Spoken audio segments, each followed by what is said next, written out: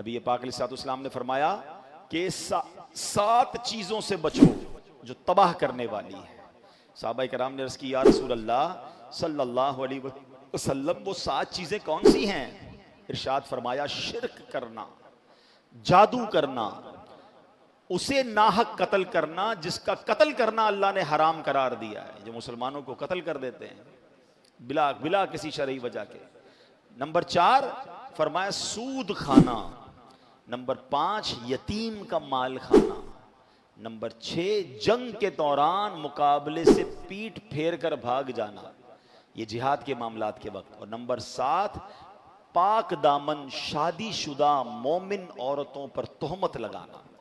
یہ 7 ایسے گناہ فرمائے جو تباہ کر دینے والے ہیں۔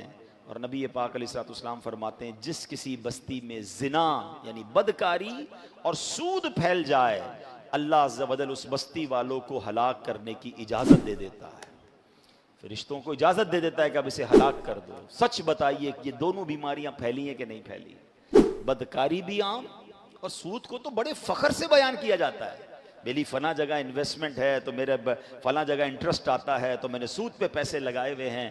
نہ کریں ایسا، نہ کریں، برباد ہو جائیں گے۔ ہم مسلمان ہیں، ہم اللہ کے بندے ہیں۔ اللہ نے قرآن میں واضح مجھ سے اور آپ سے فرمایا اے ایمان والو اللہ سے ڈرتے ہو تو پھر یہ کام نہیں کرنا ہے۔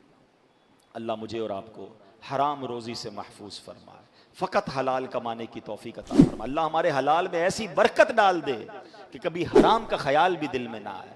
اللہ ہماری نسلوں کو بھی سود سے، رشوت سے اور حرام کے مال سے محفوظ فرمائے۔